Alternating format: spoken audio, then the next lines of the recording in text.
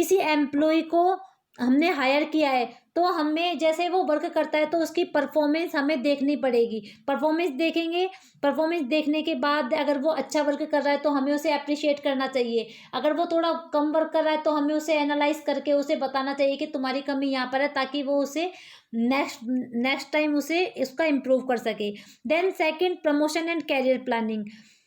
एक ही पर्सन, जिस पर्सन का सिलेक्शन हुआ है क्लर्क की पोस्ट पे हुआ है, तो वो क्लर्क की पोस्ट पे नहीं रहना चाहेगा बहुत सालों तक, तो वो अपना प्रमोशन लेके कुछ और ऑफिसर बनना चाहता है, उस ऑफिसर के बाद वो कुछ और ऑफिसर बनना चाहता है, मींस प्रमोशन, उसका प्रमोशन होते रहना चाहिए। एंड कैरियर प्लानिंग, वो अपनी कैरियर की प्लानिंग करके चलता है कि 5 साल बाद मुझे क्लर्क से पीओ बनना है, पीओ से मुझे एसओ बनना है, तो वो एक अपने माइंड में अपने कैरियर की प्लानिंग करता रहता है। Compensation, time based and performance based payment.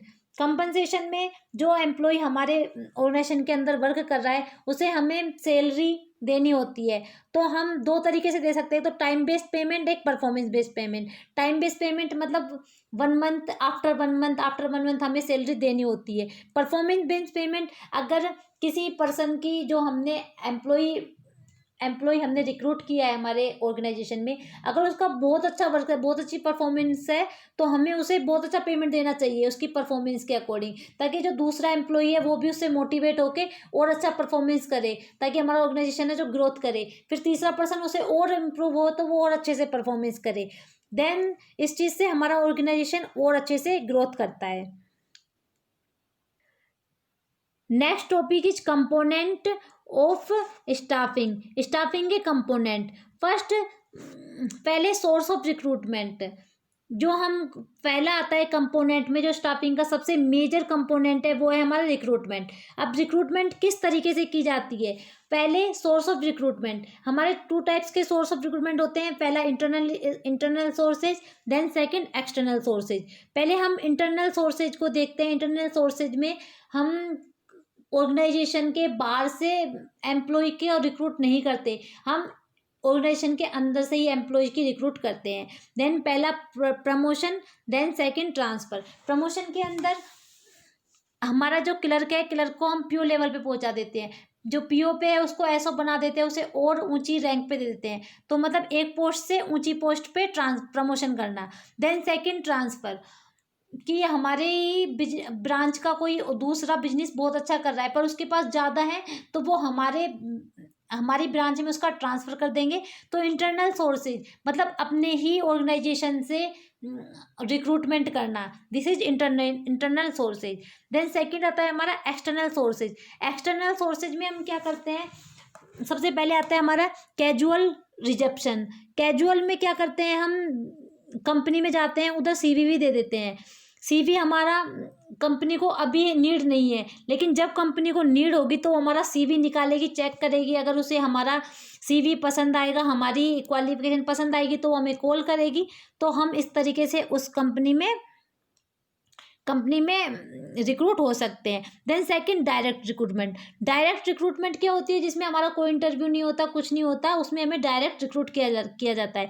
जी किस पोस्ट पे होता है? ये बहुत ही लोअर पोस्ट पे लिया जाता है, जैसे स्लीपर, पियोन, इन पोस्ट पे डायरेक्ट रिक्रूटमेंट होती है। थर्ड आता है हमारा employment exchange. Employment exchange means हमें ये जितने भी हमारे डाटा होते हैं एम्प्लॉयमेंट एक्सचेंज के, कि कितने लोग अनएम्प्लॉय हैं, कितने लोग हैं, ये सब एक गवर्नमेंट की साइट पे होता है। वहाँ से हमारे ऑर्गेनाइजेशन को नीड है, कितने एम्प्लॉय हमें चाहिए, तो वहाँ से डाटा चेक करती है, जितने नीड है वहाँ से कॉन्टेक्ट करके वो एम्प्लॉय अरेंज करती है। फोर्थ आता है हमारा मीडिया एडवर्टाइजमेंट। मीडिया एडवर्टाइजिंग करके हम टीवी पे दे सकते हैं ऐड कि हमें एम्प्लॉय चाहिए, न्यूज़पेपर में निकलवा सकते हैं, नेट पे दे सकते हैं, पे साइट्स पे दे सकते हैं कि हमें एम्प्लॉय चाहिए। इसके थ्रू क्या होती है? रिक्रूटमेंट होती है, तो वो क्या कहलाती है? Media advertising. Then fifth, campus recruitment. Campus recruitment means जैसे जितने भी इंजीनियरिंग कॉलेज हैं, आईआईटी, बीटेक, इसके थ्रू जितने भी इंजीनियर लिए जाते हैं, BTech, mechanical engineer, computer engineering, वहाँ से एक कंपनी आती है, वो वहाँ से इंटरव्यू लेती है, इंटरव्यू लेने के बाद जिसका सिलेक्शन करती है वो क्या कहता है? कैंपस के अंदर रिक्रूटमेंट हो जाता है, this is called campus recruitment. 6 आता है हमारा प्लेसमेंट एजेंसियाँ। प्लेसमेंट एजेंसियाँ क्या करती हैं, जहाँ से हम प्लेसमेंट करते हैं, दैट्स कॉल्ड प्लेसमेंट एजेंसियाँ। 7 लेबर कॉन्ट्रैक्ट। लेबर कॉन्ट्रैक्ट हम कॉन्ट्रैक्ट के जरिए हम लेबर को प्रोवाइड करा सकते हैं, हमें लेबर चाहिए तो। Web publishing. Web publishing net के थ्रू हम एडवर्टाइज दे सकते हैं, एडवर्टाइज दे के हम रिक्रूटमेंट कर सकते हैं। फैक्ट्री गेट डायरेक्ट हमारी फैक्ट्री के गेट के बाहर लगा देते हैं कि हमें इतने एम्प्लॉय की नीड है, इस एम्प्लॉय की नीड है, तो हमसे कांटेक्ट करें और हमारे पास हम ज्वाइन करें। देन लास्ट आता है टीवी एडवर्टाइजमेंट। हम टीवी पे एडवर्टाइज करके रिक्रूटमेंट कर सकते हैं। Next topic, merit of internal sources. Internal sources की एडवांटेज क्या क्या है? It is economical. जो इंटरनल सोर्सेज हैं, internal sources and external sources में क्या क्या डिफरेंस है?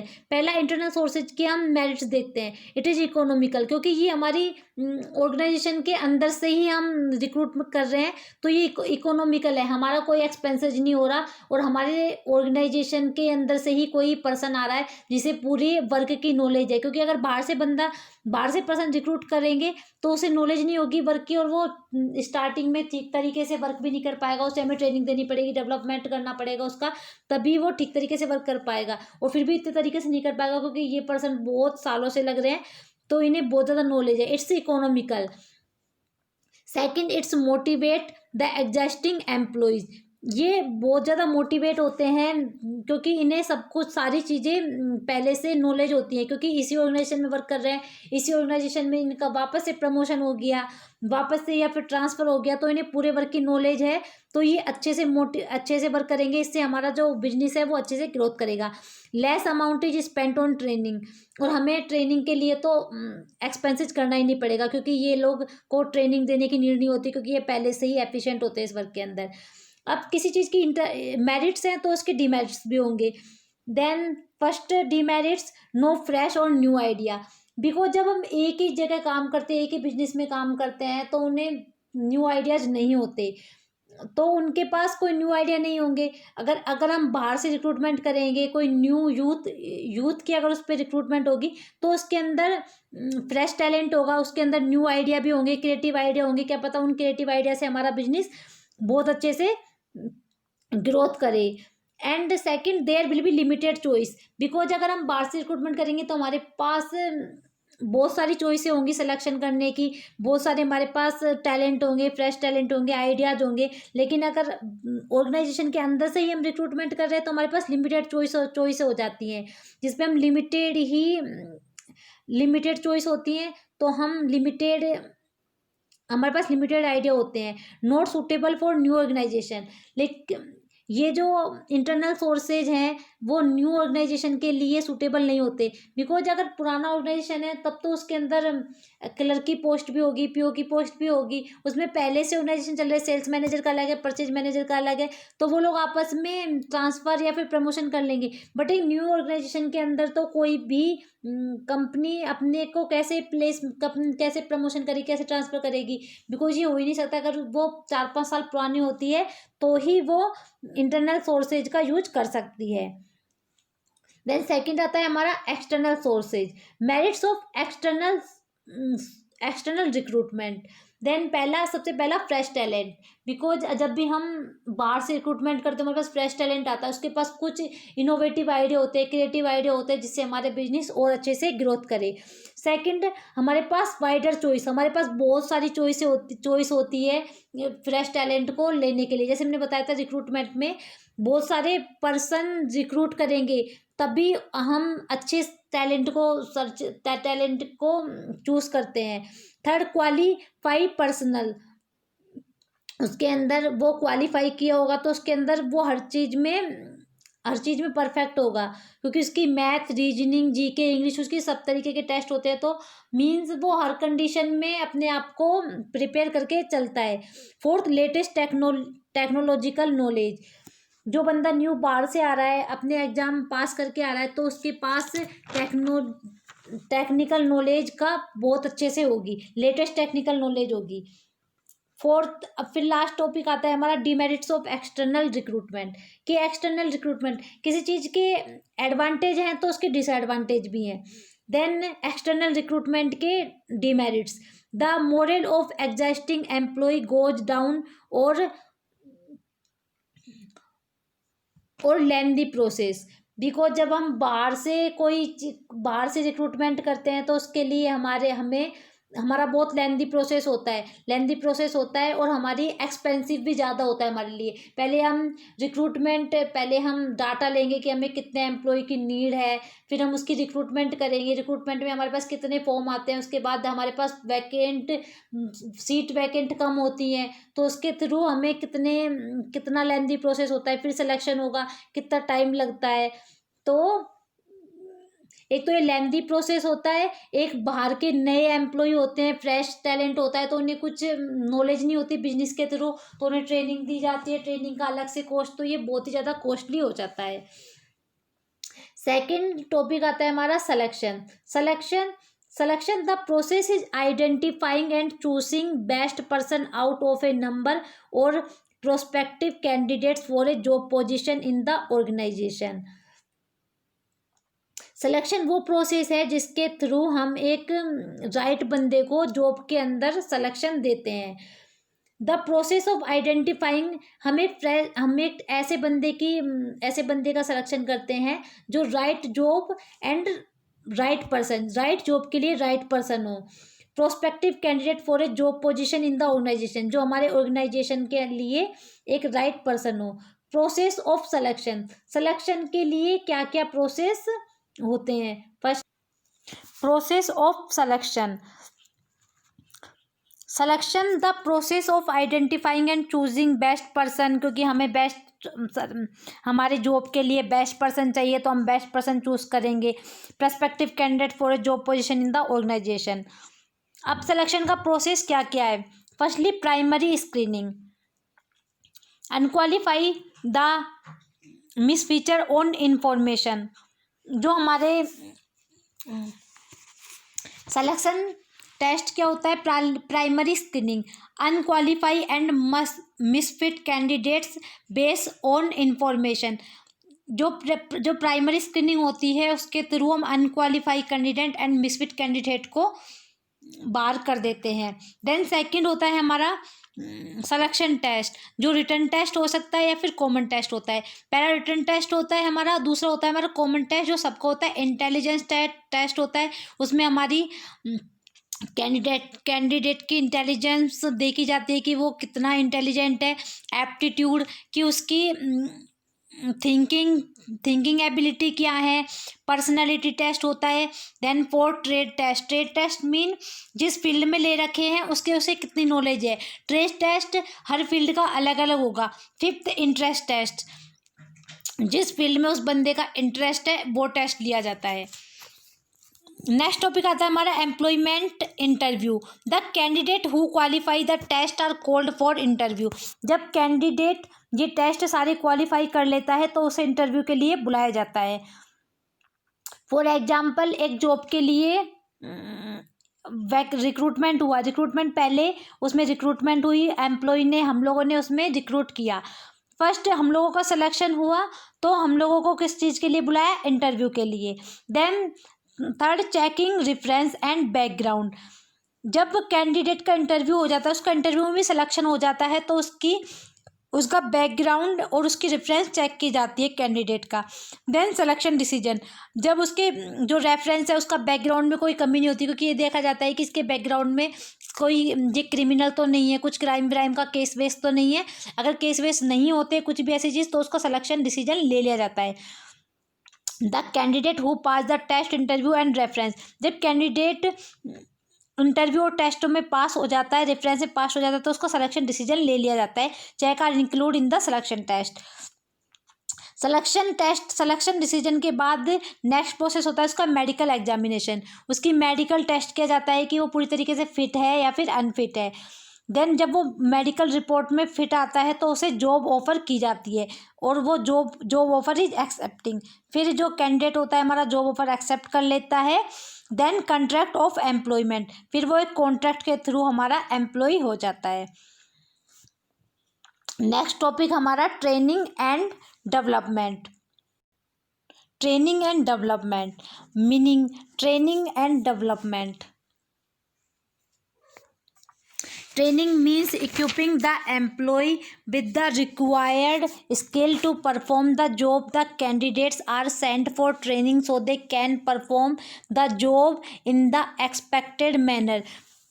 ट्रेनिंग का मीन्स होता है कि हमने कोई न्यू बंदा हमने रिक्रूट किया है, तो उसे वर्क के लिए हमें एक्सटर्नल सोर्सेज में अगर रिक्रूट हुआ है तो उसे हमें ट्रेनिंग देनी होगी वर्क की, कि वर्क ऐसा करना है, ऐसा वर्क करना है, ताकि वो अच्छे से वर्क करे। अच्छे से वर्क करेगा तो जैसा हम चाहते हैं तो हमारा ऑर्गेनाइजेशन है वो अच्छे से ग्रोथ करेगा। Example, if an accountant is sent to learn the new software for accounting. हमने एक अकाउंटेंट को एक न्यू सॉफ्टवेयर सीखने के लिए भेजा अकाउंटिंग के अंदर, to prepare the books of account more fast and accurate, ताकि वो उस सॉफ्टवेयर को यूज करना सीखे, यूज करके आए ट्रेनिंग के अंदर, तो हमारी जो कैलकुलेशन है उसको एक्यूरेट कैलकुलेट करे। This is called training. जब उसे कुछ चीज़ सीखने के लिए भेजा जाता है ताकि वो वर्क अच्छे से हो, तो ये क्या कहलाता है? Training. And whereas if he sent for orientation programme to improve his motivational and conceptual skills, then is called development. जब वो ओवरऑल चीज़ें सीख के आता है, मतलब कंसेप्ट, अपने कंसेप्ट भी क्लियर करके आएगा, स्किल भी डेवलप करेगा, अपने ओरिएंटेशन भी देगा, प्रोग्राम भी देगा, जब उसकी ओवरऑल ट्रेनिंग होती है तो वो क्या कहलाता है? एक डेवलपमेंट, क्योंकि वो उसका खुद का भी डेवलप होता है। And next topic, need for training. Training की नीड क्यों होती है? Firstly, reduce learning time. जब हम ट्रेनिंग किसी रिक्रूटमेंट को देते हैं, जो हमारे रिक्रूट हुआ है हमारी जॉब के अंदर, उसको देते हैं, तो वो लर्निंग टाइम जो वो सीखने में टाइम लगाता है उसमें रिड्यूस होगा। बेटर परफॉर्मेंस, ट्रेनिंग के बाद जो भी रिक्रूटमेंट से पर्सन आया है, हमारे एम्प्लॉय आया है, वो परफॉर्मेंस उसकी कैसी होगी? बेटर परफॉर्मेंस होगी, ताकि हमारे बिजनेस की ग्रोथ क्या होगी? हमारी इंक्रीज होगी। एटीट्यूड फॉर्मेशन, पॉजिटिव एटीट्यूड, क्योंकि जब किसी पर्सन को ट्रेनिंग मिल जाएगी, किसी एम्प्लॉय को ट्रेनिंग मिल जाएगी, तो वर्क एक कॉन्फिडेंस के साथ करेगा। कॉन्फिडेंस के साथ करेगा तो उसका पॉजिटिव एटीट्यूड होगा, उसे पता होगा कि मैं गलत नहीं कर रहा। अदरवाइज विदाउट ट्रेनिंग उसे हर काम करते हुए हेजिटेशन होगी कि मैं गलत तो नहीं कर रहा, मेरे जो एम्प्लॉय पहले से हैं वो अच्छा कर रहे हैं, उसके अंदर एक हेजिटेशन सी होगी। ट्रेनिंग के बाद उसकी हेजिटेशन दूर हो जाएगी। Fourth, managing man power need. हमें जो मैनेजिंग मैन पावर नीड है उसकी नीड होती है ट्रेनिंग के अंदर। ट्रेनिंग के अंदर सब चीज़ की उसे अपनी ग्रोथ का पता चलता है। Helps to adopt change, training helps. Next आता है हमारा बेनिफिट टू द एम्प्लॉय।